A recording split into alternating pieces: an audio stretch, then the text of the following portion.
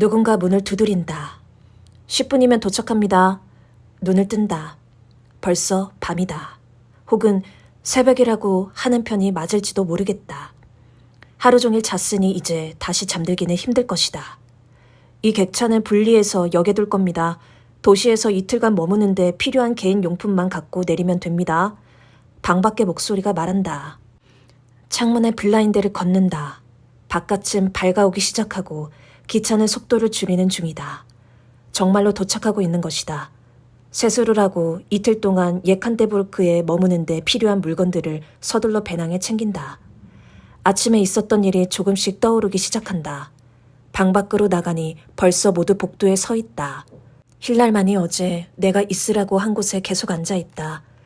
그녀는 웃음기 없는 얼굴로 다만 종이를 내밀어 보일 뿐이다.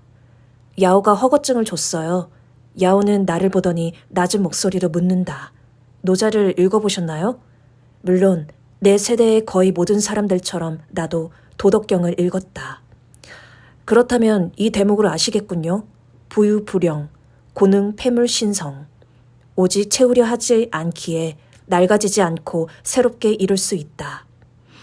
그는 거의 알아보기 힘들 만큼 살짝 머리를 움직여 앉아있는 여자를 가리킨다. 나는 그런 식의 코멘트가 마음에 들지 않는다. 뭔가 암시하고 싶은 말이 있으면 나는 아무것도 암시하지 않습니다. 만일 선생이 잘못 이해했다면 이미 선생 마음속에 그 생각이 있기 때문입니다. 노자의 말을 이해하지 못한 것 같으니 설명하자면 내가 말하고자 한 바는 이렇습니다. 느끼는 모든 것을 밖으로 내보내고 새롭게 시작하자. 내가 보기에 이 여자분은 선생을 돕기에 걸맞은 사람입니다. 두 사람이 혹시 말을 맞춘 건가? 우리가 알레포에 들어가 있던 순간 야오가 지나가다가 본 건가? 선생은 영혼의 세계를 믿습니까? 시간과 공간이 영원한 동시에 언제까지나 현재인 평행우주를 믿습니까? 내가 묻는다. 기차의 브레이크가 끼익거리기 시작한다. 야오는 긍정의 뜻으로 고개를 끄덕이지만 사실 그가 말을 고르고 있다는 것을 나는 안다. 마침내 그가 대답한다. 선생이 생각하는 그런 신을 믿지는 않습니다. 하지만 선생이 꿈도 못 꾸는 많은 것들을 믿지요. 내일 밤 시간이 괜찮다면 함께 외출해보아도 좋겠군요. 기차가 멈춘다. 마침내 힐날이 자리에서 일어나 우리 쪽으로 다가온다. 야오는 웃으면서 그녀를 포옹한다. 모두 외투를 입는다. 새벽 1시 4분. 우리는 예칸테부르크에 내린다. 이파티예프 하우스. 어디에나 편지하는 힐날이 사라졌다. 로비에서 만나겠거니 생각하면서 호텔방에서 내려왔는데 그녀는 거기 없다. 그 전날 하루를 거의 기절하다시피 잤는데도 테라피르마, 움직이지 않는 땅에 돌아왔기 때문인지 푹 잘 수 있었다. 야오의 방으로 전화를 걸어 같이 시내를 둘러보러 나선다. 걷고 또 걷고 맑은 공기를 마시고 처음 보는 도시를 구경하고 나의 것인 양 느끼는 것. 바로 지금 내게 필요한 모든 것이다. 야오는 도시에 대한 몇 가지 역사적 사실을 이야기해준다. 러시아에서 세 번째로 큰 도시이고 천연자원이 풍부하다는 등등. 아무 관광 안내 책자나 들여다봐도 알 수 있는 이야기들이다. 전혀 흥미를 느끼지 못한다. 우리는 거대한 정교회 성당처럼 보이는 건물 앞에서 멈춰선다. 보혈의 교회라는 것이지요. 니콜라이 이파티예프라는 사람의 집이 있던 자리에 세운 성당입니다. 잠깐 안으로 들어가시죠. 슬슬 추워지기 시작한 터라 그의 제안을 따른다. 우리는 작은 박물관 같은 곳으로 들어가는데 모든 표지판이 러시아어로만 쓰여 있다. 야오는 마치 다 이해하지 않았느냐는 듯이 나를 바라보지만 나는 아무것도 알지 못한다. 아무것도 느껴지지 않습니까? 느껴지지 못했다고 대답한다. 그는 실망한 기색으로 계속 묻는다. 선생처럼 평행우주와 혈리라는 순간의 영원함을 믿는다는 분이 정말로 아무것도 느끼지 못한다는 말인가요? 바로 그래서 내가 여기 이 장소까지 왔다고 말하고 싶어진다. 제이와의 대화와 내 영적인 면과 소통하지 못하게 되어 일어난 내적 갈등 때문에 여기까지 왔다고. 그러나 그것도 이제는 진실이 아니다. 런던을 떠날 때부터 나는 내 왕국과 영혼을 향해 나아가는 새로운 사람이 되었고, 그래서 지금은 평온하고 행복하다. 잠시 잠깐 기차 안에서의 일이 힐날의 눈빛이 떠오르지만 바로 머릿속에서 그 이미지를 지워버리려고 애쓴다. 지금 내가 아무것도 느끼지 못한다는 것이 영적 측면과 소통하지 못해서는 아니지요. 지금 이 순간 내 에너지가 다른 종류의 발견을 하려는 중인지도 모르지 않습니까? 우리가 있는 이곳은 최근에 지은 성당처럼 보이는군요. 여기서 어떤 일이 있었나요? 제국은 니콜라이 이타피예프의 집에서 최후를 맞았습니다. 1918년 7월 16일에서 17일로 넘어가던 밤, 제정 러시아의 마지막 차르였던 니콜라이 2세의 일가와 가족 주치의와 3명의 하인들이 이곳에서 함께 처형당했습니다. 제일 먼저 차르부터 시작했습니다. 차르는 머리와 가슴에 여러 발의 총알을 맞았지요. 마지막으로 숨진 것은 아나스타샤와 타티아나, 올가와 마리아인데 총검에 찔려 죽었습니다. 사람들은 그들의 영혼이 아직 이곳을 떠돌면서 그들이 남겨두고 간 보석들을 찾고 있다고 말한답니다. 또한 보리스 옐친이 러시아 대통령이었을 당시 오래된 저택을 부수고 그 자리에 성당을 세운 이유가 이곳에서 그들의 영혼을 떠나보내려고 러시아가 다시 성장하도록 하기 위해서였다고 하지요. 나를 여기로 데려온 이유가 뭡니까? 모스크바에서 만난 후 처음으로 야오는 당황한 기색이다. 어제 선생께서 내게 신을 믿느냐고 물었기 때문입니다. 네, 한때는 나도 신을 믿었지요. 내가 세상에서 가장 사랑했던 사람인 아내를 데려가기 전까지는요. 언제나 내가 그 사람보다 먼저 세상을 떠날 것이라고 생각했는데 그렇게 되지 않았어요. 야오는 이야기를 계속한다. 우리가 처음 만난 날 나는 내가 태어날 때부터 그녀를 알고 있다는 걸 확신했어요. 비가 억수같이 내리던 날이었고 그녀는 차나 한 잔 마시러 가자는 내 제안을 거절했지요. 하지만 나는 우리가 그 경계가 구분되지 않는 결국 하나로 합쳐지는 하늘의 구름 같은 존재라는 걸 알고 있었어요.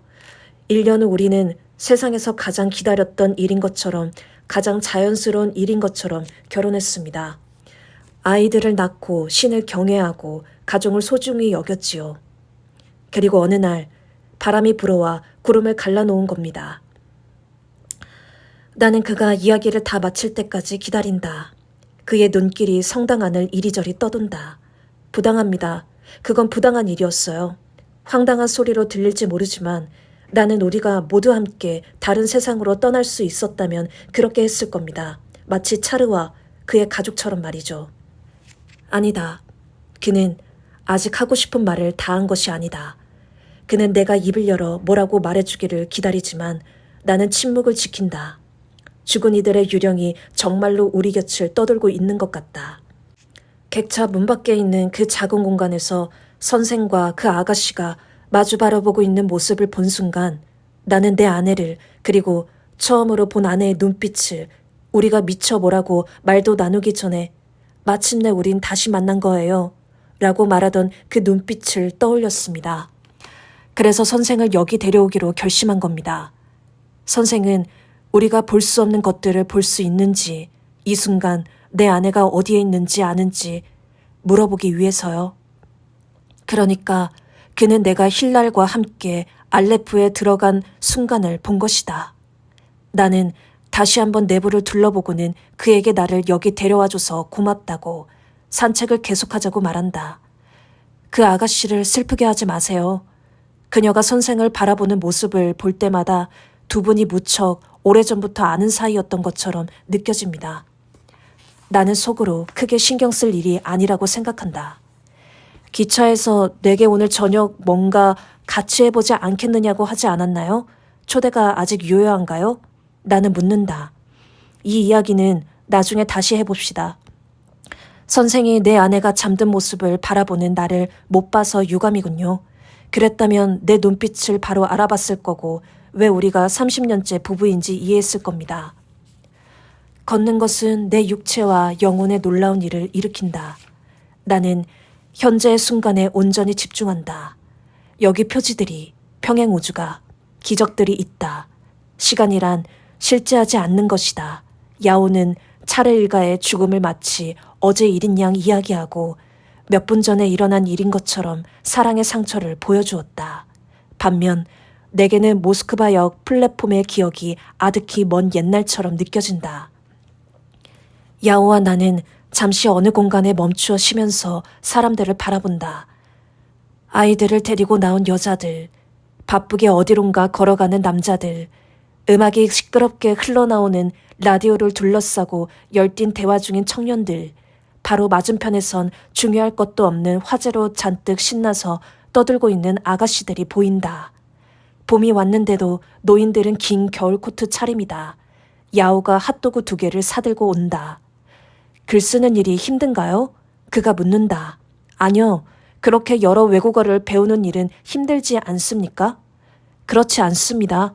그저 주의를 좀 기울이면 되지요. 나는 늘 주의를 기울이는데도 외국어는 젊었을 때 배운 것이 배운 것 이상으로는 안 되더군요. 내 경우는 한 번도 글을 써보려고 시도한 적이 없습니다. 젊었을 때부터 글을 쓰려면 공부를 해야 하고 지겨운 문학작품들을 읽어야 하고 지식인들과 어울려야 한다고 들었거든요. 나는 지식인들을 싫어합니다. 이 말이 나를 빗대어 하는 말인지도 잘 모르겠다. 나는 핫도그를 먹는 중이고 굳이 대답할 필요는 없다. 다시 힐랄과 알레프에 대해 생각한다. 혹시 그녀가 너무 놀라서 여행을 포기하고 집으로 돌아갔을까? 몇 달 전에 나였다면 어떤 일이 진행되던 중에 중단되어 버리면 내 배움이 전적으로 그 일에만 달려있다고 생각하며 무척 상심했을 것이다. 하지만 지금 태양은 빛나고 있고 세상이 평화롭게 느껴진다면 그것은 실제로 세상이 평화롭기 때문이다. 글을 쓰려면 무엇을 해야 하나요? 야오는 계속 이 화제로 얘기하고 싶어 한다. 사랑해야 합니다. 선생이 아내를 사랑했던 것처럼요. 좀 더 정확히 말하자면 선생이 아내를 사랑하고 있는 것처럼요. 그냥 그거면 되나요? 우리 앞에 이 공원이 보이죠? 여기에는 많은 이야기들이 있습니다. 이미 여러 번 되풀이해 이야기되었음에도 반복해서 말할 가치가 있는 것들이지요. 작가, 가수, 정원사, 통역자. 우리 모두는 우리의 시간을 비추는 거울입니다. 우리는 사랑을 가지고 우리의 일에 임하지요. 나의 경우 물론 독서가 무척 중요하기는 하지만 학술서적이나 문해창작 수업에 집착하는 이들은 핵심을 이해하지 못한다고 생각합니다. 글이란 종이 위에 풀어놓은 인생입니다. 그러니 사람들을 찾아 나서야 해요. 내가 재직했던 대학의 문학 강의를 들어보면 그건 내가 보기에는 인위적이지요. 그랬을 겁니다. 그의 말을 끊고 내가 말한다. 설명서를 보고 사랑을 배우지 못하듯 수업을 듣고 글쓰기를 배울 수는 없습니다. 사람들을 찾아 나서라는 말은 다른 작가들을 찾아보라는 뜻이 아니라 자신과는 다른 재능을 가진 사람들을 만나보라는 말입니다. 글 쓰는 일 역시 즐거움과 열정에 이끌려 하는 다른 모든 일과 다름없기 때문이지요. 니콜라이 2세의 마지막 날들에 관한 책을 쓸 생각은 없으신가요? 나를 그다지 강렬하게 끌어당기는 주제는 아닙니다. 이야기 자체는 흥미롭죠. 하지만 내게 글을 쓴다는 것은 무엇보다도 나 자신을 발견하는 행위입니다.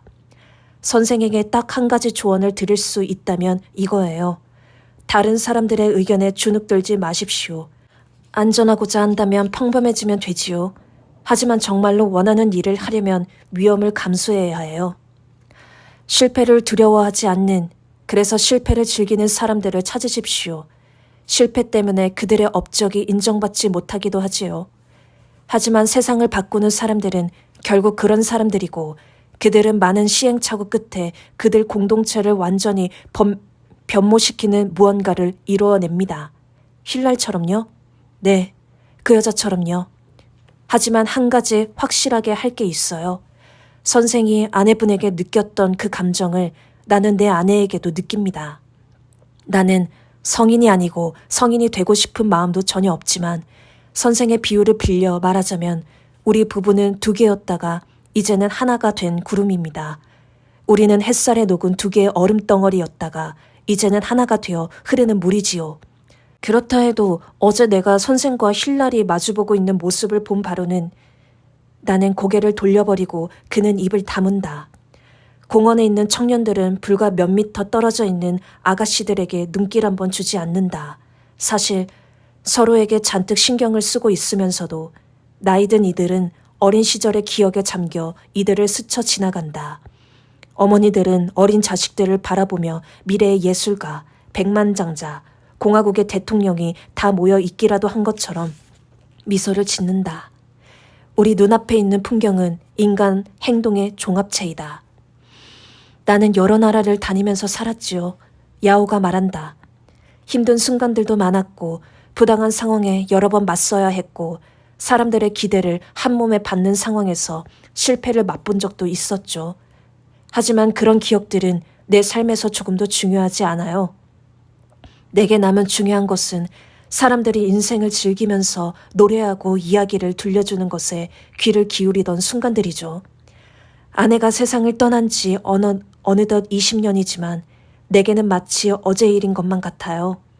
그 사람은 우리가 함께했던 행복한 순간들을 기억하며 여전히 여기 공원 벤치에 우리와 함께 앉아 있습니다. 그렇다. 그녀는 여전히 여기에 있다. 적확한 표현을 찾을 수만 있다면 그에게 잘 설명해 줄 수 있으련만. 알레프를 본 후로, 제이가 한 말을 이해한 후로 나는 감수성이 예민해져 있다. 내가 이 문제를 해결할 수 있을지는 모르겠지만 최소한 문제의 존재는 인식하고 있다.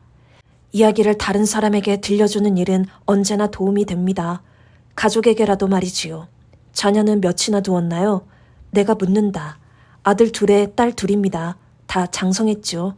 하지만 하도 여러 번 해서 그런지 내 이야기에 별로 관심들이 없어요. 선생은 시베리아 횡단 여행에 대한 책을 쓸 건가요? 아니요. 설령 내가 쓰고 싶다 하더라도 어떻게 알레프에 대해 설명할 수 있겠는가?